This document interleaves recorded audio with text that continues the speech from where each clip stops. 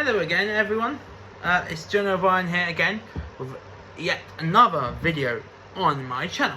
In today's video, we will be talking about the CW's The Flash.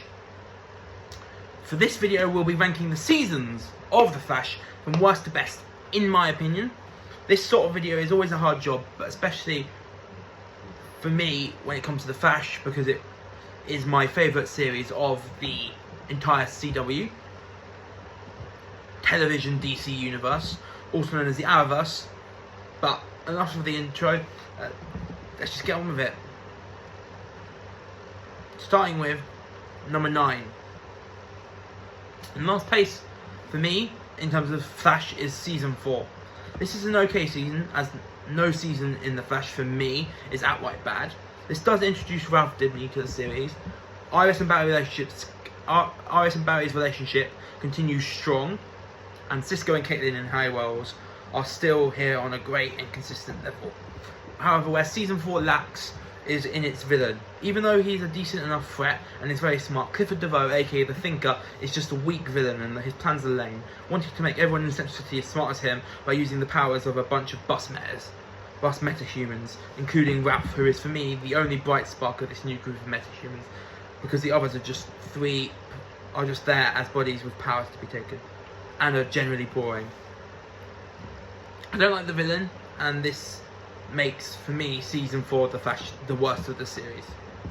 With 8, we have season 5. Seasons 4 and 5 were back-to-back seasons with lame villains. Whether it's Cicada or Cicada 2, whether it's Cicada or Cicada 2. However, I do like them a little more than DeVoe. Outside the villain though, season 5 is marginally better than season 4 overall. Every main character is still alive. It's still at the top of their level, especially Iris and Barry, who now must look after their kid from the future, Nora, who appeared at the end of season 4. This season shows them as decent parents, which was nice to see, and the scene in the final episode where the three of them hug Nora while Nora is being erased from existence is heartbreaking, even if Nora does come back in the final few seasons. The villain side of the season also gets better with the return of Eobard Thawne, aka Reverse Flash, who became the mentor of Nora in the future, helping her get used to her newfound speed, which future Iris kept hidden. Season 1, 8 and 9 Eobard Thawne are still better, but it's cool to see him appear in season 5. Season 5 is certainly weaker than other seasons of the show, but it's good enough to finish above season 4 but only by a small margin. In number 7 we have Season 6. Season 6 of The Flash is, in one word, okay. The main characters keep being highlights, and the villain is decent, but the season is okay overall.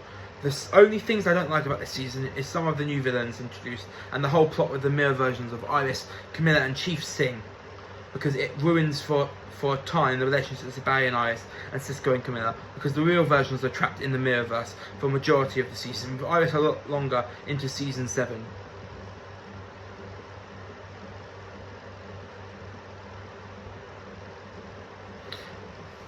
However, we can end with something this entry with something else good. We get the introduction of Allegra Garcia and Chester P. Brown, two people who get a great arc throughout the rest of the series. More about that in a future video where I rank the relationships of the Arrowverse. In number 6, I have season 3. The rest of the seasons in this ranking from here are miles better than the ones before, with season 3 being the weakest in my opinion. This is the first season of the romantic relationship between Iris and Barry, which is one of the best I've watched on TV.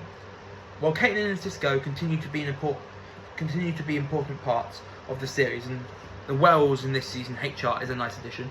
June Albert, played by Harry Potter's Tom Felton, is good outside of the whole Dr. Alchemy stuff, which only does one good thing, in my opinion, that is giving Wally powers which created Kid Flash. Savitar, the main villain, however, is where the season excels for me. As the villain of the season, he's not great, but his backstory, being an evil version of Barry, is great, and to see this evil Barry get shot in the back by Iris, good justice given that he inadvertently caused HR's death, given HR took Iris's place after she got kidnapped by Savitar to make up for his mistake by revealing Iris's position to Savitar, who tricked him by pretending to be the real Barry. In at 5, I have season 8. The penultimate season of The Flash, season 8, is a fun watch. Even with Cisco gone, this season is in good hands with the other returning main characters. Barry and Iris' relationship is at the heights of its powers alongside season 9. Caitlin has the runaround in the middle part of the season when Frost dies after fighting an evil version of Caitlin's old husband Ronnie, which was a heartbreaking death. And the other cats are solid with season 7's new introduction, Chill Blaine, also known as Mark Blaine, joining the main cast in a fine role. The villain is also a highlight, with the returning Eobard Thawne and the negative Speed Force was a nice addition too. Also, that final battle is fun and super crazy. Season 8 is a solid penultimate season of The Flash, with some great and heartbreaking moments. In number 4, I have the prior season, Season 7. Season 7 is the last season of Cisco Ramon, but this doesn't take away my enjoyment of the season. It is thoroughly entertaining. Nash Wells sacrificing himself in the series premiere is a sad way to start, even though Barry gets his speed back. Season 6 has wrapped up this season with the end to the Eva McCulloch reign, where she leaves on good terms with Team Flash by standing down and a bunch of people replaced with evil miracles returning to the real world, including Iris, Camilla and Police Chief David Singh. This season is also the introduction of Godspeed, a cool villain who poses a big threat to Team Flash. The final battle is the best part of the season, as it sees the final appearance of Cisco and the return of not only Nora, but the introduction of Bart, Iris and Barry's son from the future. And the return of speed-powered Iris from that one episode in season 4 where Barry's powers was transferred to Iris due to a metahuman who could switch metahuman powers or give a human metahuman powers. What keeps season 7 out of the top 3, however, is the Red Death arc, which is inconsiderably lame. Now into my top 3. In third place I have season 2. Season 2's strong suit is in its villain, Zoom, also known as Hunter Solomon, who is a top 5 villain in the Arrowverse and a top 3 villain in The Flash. While Zoom is great, everything else in this season is also good. This is the first season with Iris knowing Barry's identity as The Flash, which is great. Cisco and Caitlin continue solidly from season 1. Harry Wells, a version of Earth 1 Harrison Wells from Earth 2, is introduced, and I like him a lot. Joe is as solid as ever, and this is the introduction of Wally West 2, who is a great addition to the series. Barry's dad, Henry Allen, is also freed from prison after Eobard Thawne, in his Harrison Wells form, confesses to the murder of Barry's mum, Nora. It was sad to see Henry die in the finale, but at least he got his freedom and more time with Barry before his death. Season 2 is a solid continuation of season 1 and deserved to be in the top 3. In second, I have, this may be controversial, I don't know, but I have season 9. The series finale. The series finale of The Flash is a great season finale of The Flash is a great season and a great way to end the whole show. Barry and Iris give birth to Nora in this season, which is my favourite part of any season of this show. Keone is introduced in this season, who is a new version of Caitlin and is a great part of the season. Allegra and Chester get together in this season too, which was nice to see given I like both characters.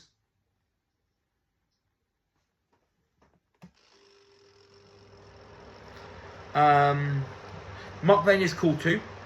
This season's best part is the same as season 7. It's the final battle seeing Team Flash take on the Reverse Flash. Zoom's Savitar, Godspeed and Cobalt Blue. A speedster version of Eddie Thawne was amazing, where every member of Team Flash got to use their strengths to defeat them. The season ends with Joe proposing to Seal, Caitlin returning after Keone ascended, and the most important part, Iris giving birth to Nora, which was adorable and was a great way to wrap up the series. Barry also gives his speed to 3 new people to end the series on the high, but the last season of a show can't happen without its first season, because in my number 1 is Flash season 1. Season 1 of The Flash is the best season in my opinion because it's the simplest. No huge stakes, just a wonderful season, getting us introduced to the world of Central City. Barry, Caitlin, Cisco, Joe and Iris are at their simplest form, and Eddie Thawne was a great character before his death at the end of the season. Finally, Eobard Thawne is the villain in season 1, which is not only the best version of him as a Flash villain, but the best in the entire series. Number 1 can't be anything but season 1 in my opinion, and I'm happy to put it there. So yeah, that's it for my Flash Arrowverse seasons ranking. I'll see you next time for a seasons ranking with another Arrowverse show. You'll find out what the Arrowverse show is in the next video. Subscribe to the channel and click the notification bell to know when that video comes out and when future videos come out too. But until that next video, and until I see you later, bye.